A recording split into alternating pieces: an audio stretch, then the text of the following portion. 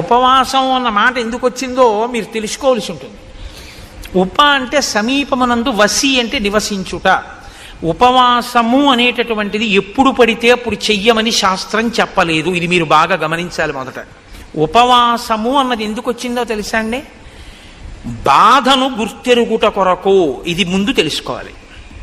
ఎందుకు గుర్తెరుగుట కొరకు అంటే తినగలిగి తినకూడదు. మీరు తినగలరు, ఆకలి ఉంది కానీ తినరు. ఇప్పుడు బాధ వేస్తుందా వేద, ఆకలి వేస్తుందా వేద, వేసేస్తుందా టైంకి, కానీ మీరు తినరు. ఇప్పుడు నీరసంగా ఉంటుందా ఉండదా? ఉంటుంది. జాగరణ ఎందుకు చేయాలి?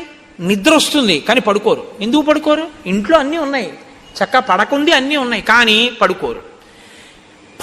పడుకోకపోతే ఉండే బాధ ఏమిటో అనుభవిస్తారు, అన్నం తినకపోతే ఉండే బాధ ఏమిటో అనుభవిస్తారు. ఈ రెండు ఎందుకు అనుభవిస్తారు ఉపవాసంలో అని చెప్పారో తెలుసా అండి?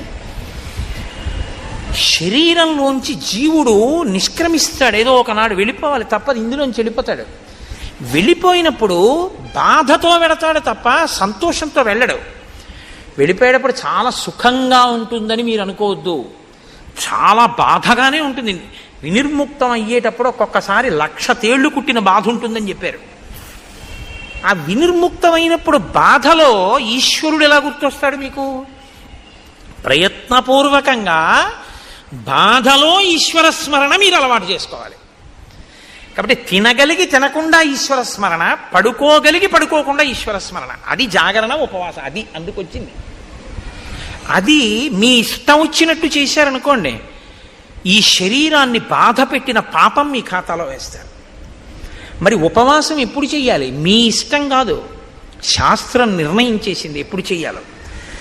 ఒక్క ఏకాదశి నాడు మాత్రమే ఉపవాసం చెయ్యాలి. ఏకాదశి తిథి ఉపవాసం, ద్వాదశి పారణ. సూర్యోదయం అవగానే ఎంత తొందరగా వీలైతే అంత తొందరగా భోజనం చేసేయాలి. యంత్రాలని కూడా ఏం చేస్తామంటే షట్ డౌన్ అని ఆఫ్ చేస్తారు కొన్నాళ్ళు, ఓ 2 రోజులు విశ్రాంతిని ఇస్తారు, ఘర్షణ పుట్టేస్తుందని. మీరు ఈ శరీరంలో కొన్నింటిని ఆపడం మీ తరం కాదు, ఆపకూడదు కూడా. గుండె ఆపుతానంటే 2 రోజులు రెస్ట్ ఇస్తానంటే కుదరదు, ఊపిరితిత్తులు ఆపుతానంటే కుదరదు. కానీ అన్ని అవయవాలకి కావలసినటువంటి రక్తాన్ని తయారు చేయడానికి, తీసుకున్న పదార్థాన్ని జీర్ణం చెయ్యడానికి ఈ వ్యవస్థ నిరంతరం పనిచేస్తుంది. నిరంతరం పనిచేసే ఈ వ్యవస్థకి విశ్రాంతినిస్తే అది మరింత సంతోషంగా పనిచేస్తుంది.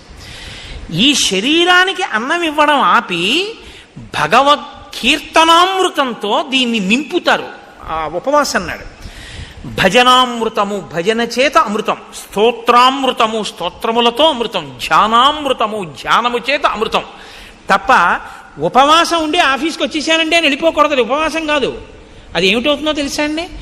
తినగలిగి తినకుండా ఉండి ఒకనాడు కిందటి జన్మలో ఎవరో నువ్వు అన్నం తింటున్నప్పుడు వచ్చి పెట్టమని అడిగితే నీకు ఉండి కూడా లేదని ఇంట్లో పదార్థాలు దాచి ఆకలితో ఉన్నవాడికి పెట్టకుండా పంపించినటువంటి వాడి బాధ నీ ఖాతాలో పాపంగా పడిపోతే ఆ పాపాన్ని ఇవాళ నువ్వు కూడా ఉండి తినకుండా దరిద్రాన్ని తీర్చేసుకున్నావు, ఆ పాప ఫలితాన్ని.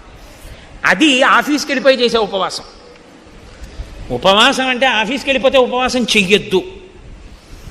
అందుకే రోజూ చెయ్యండి, శనివారం చేయండి, సోమవారం చేయండి, మంగళవారం చేయండి, శాస్త్రం చెప్పలేదు. మీ ఇష్టం వచ్చినట్టు ఉపవాసం మీరు చేయడానికి వీల్లేదు. కాయ కష్టం చేసుకుని బతికే వాళ్ళని ఉపవాసాలు చేయమని మనం నిర్బంధం చేయకూడదు. వాడికి రెక్కాడితే కానీ డొక్కాడదు. ఉపవాసం ఇంతసేపే శరీరం అనుమతిస్తుంది తప్ప అంతకన్నా అనుమతించదు అనుకుంటే ఆ వ్యవధిలో ఉపవాసం ఉండాలి. ఏదో ఒక ఆయన ఉన్నాడు, ఒక 6 గంటల కన్నా ఆయన తినకుండా ఉండకూడదు.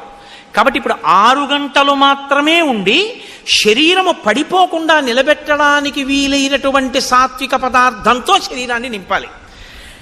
ఎంత తింటే కన్ను పడిపోతుందో, ఆవలింత వస్తుందో అంత తినకుండా, ఎంత తింటే కడుపు నిండిపోయి కన్ను పడిపోకుండా ఉండి శరీరం నిలబడుతుందో, ఈశ్వరారాధనకి యోగ్యతతో ఉంటుందో అంత మాత్రమే పెట్టాలి. అంటే ఒక యాపిల్ పండు తిను, ఒక గ్లాస్ పాలు తాగు, తప్పులేదు. అసలండి నేను ఉపవాసం, నేను స్పృహ తప్పిపోయినా తినను, నా షుగర్ రేటింగ్ పడిపోయి నేను కోమాలోకి వెళ్ళిపోయినా తిన్ను అన్నారనుకోండి, అది ఉపవాసము కాదు. మీరు బాగా గుర్తుపెట్టుకోండి, అది శరీరమును శోషింపచేయుట. అలాగని నేను ఉండలేనండి అని ఎప్పుడూ తినేయకూడదు. ఎప్పుడో అప్పుడు ఉపవాసం ఉండాలి. 3 గంటలు ఉండగలవా? ఉండు. 4 గంటలు ఉండగలవా? ఉండు. అరగంట ఉంటానండి అని చెప్పి ఇడ్లీ 8ంటికి తినేది 8:30కి తినేయకూడదు. ఏదో ఒక రోజున నువ్వు ఉండగలిగిన వ్యవధి చూసుకుని ఉపవాసం చెయ్యాలి. ఆ ఉపవాసంలో ఏం చెయ్యాలి అంటే, మీరు రోజల్లా ఉపవాసం ఉన్నారనుకోండి, రోజల్లా ఉపవాసం అంటే అర్థం ఏమిటో తెలుసా అండి? మీరు చేసేటప్పుడు పురాణం ఎలా చెప్పిందో అలా చెయ్యాలి. కల్పం అంటారు, అంతేకాని మన ఇష్టం వచ్చినట్టు మనం చేయకూడదు. పగలంతా ఉపవాసం ఉండుట అంటే మార్చి మార్చి ఈశ్వర సేవ చేస్తూ ఆయనకు దగ్గరగా ఉండాలి. తిన్నది కూడా ఆయన ప్రసాదం తినాలి. ఉపవాసం చేసిన రోజు రాత్రి భార్యతో కలిసే పడుకోవాలి, కానీ మనసు కదలకూడదు. మనసు కదలకుండా పడుకోవాలంటే పూజామందిరంలో పడుకోవాలి. పూజామందిరంలో దర్భాసనం వేసుకుని పడుకోవాలి భార్యతో కలిసి. తప్ప ఆవిడతో కలిసి పడుకుంటే నా ఉపవాసం పాడైపోతుందండి అని ఇద్దరు చెరోగదిలో పడుకోకూడదు. ఇంకా నువ్వు ధర్మబద్ధమైన దాంపత్యం ఏం చేస్తావు? దర్భాసనం వేసుకుని ఇద్దరు పూజామందిరంలో పడుకుంటే ఆవిడ నీ పక్కనున్నా నీ మనసు కదలకూడదు.